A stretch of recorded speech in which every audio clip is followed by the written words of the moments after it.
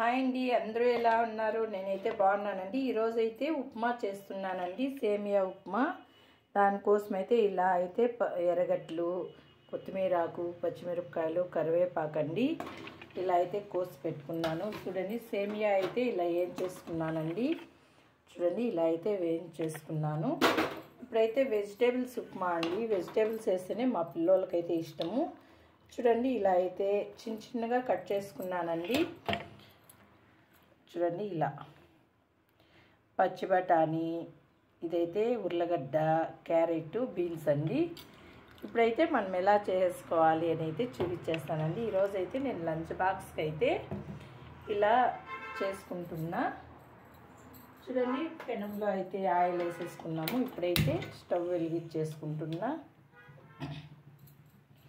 Oil అండి, oil వేసాను. ఇప్పుడైతే కొద్దిగా నెయ్యి అండి,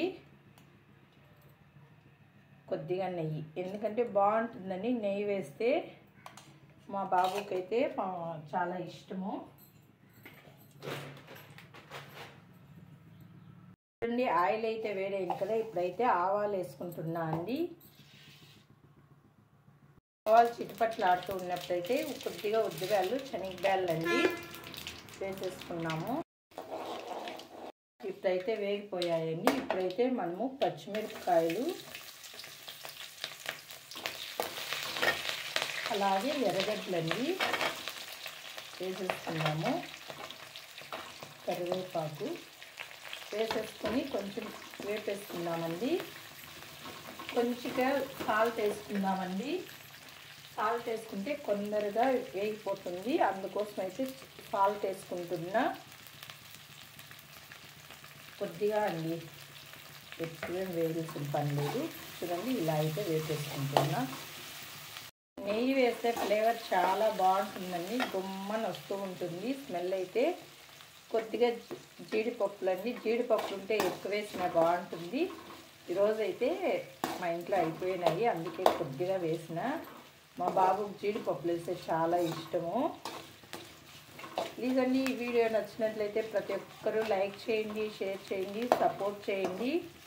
ఏదో నాకు వచ్చినట్టు, నాకు తెలిసిన విధంగా, నేను చేసే విధంగా అయితే చూపిస్తూ ఉన్నానండి. ప్రతి ఒక్కరూ సపోర్ట్ చేయండి ఫ్రెండ్స్.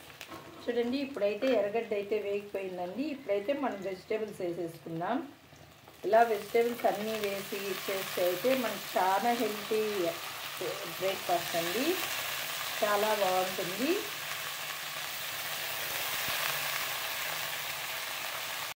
చూడండి, ఇలా వెజిటేబుల్స్ అయితే అన్నీ వేసేసాను. ఇదైతే వేపుకోవాలండి, కొంచెం ఆయిల్లోనే కొంచెం వేపేసుకోవాలి. చాలా బాగుంటుందండి. ప్రతి ఒక్కరు ఇట్లా, పిల్లలు ఇప్పుడైతే వెజిటేబుల్స్ తిన్నారు కదండి, మనం తాలింపు చేసినా కానీ తినరు. ఇలా చేసామంటే ప్రతి ఒక్కరికి ఇష్టమవుతుందండి, పిల్లలు ఇస్తే తినేస్తారు. కొద్దిగా నెయ్యి వేస్తున్నాం కదా, ఫ్లేవర్ చాలా బాగుంటుంది, పిల్లలు ఇష్టంగా తింటారండి.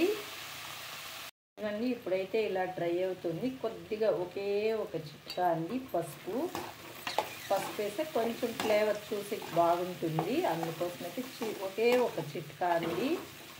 కొన్ని వేసేసి ఇప్పుడు ఆల్మోస్ట్ అండి వేగిపోయినాయి. కొంచెము ఆయిల్లోనే కొంచెం ఇలా బాగా రోస్ట్ చేసేసుకోవాలి, బాగుంటాయి. మనం వెంటనే నీళ్ళు పోసేసామనుకోండి బాగుండదు.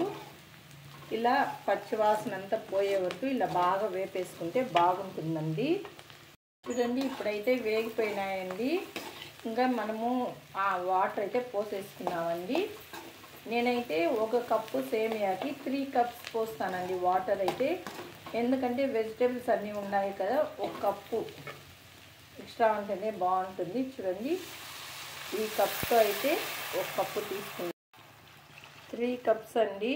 మీకు పొడి పొడులు ఆడుతూ ఉండాలి అంటే చాలా కొంచెము ఒక 1/2 కప్ తగ్గించుకోండి. నేనైతే 1 కప్పు 3 కప్స్ వేసాను, వెజిటేబుల్స్ ఉన్నాయి కదా అనేసి అయితే.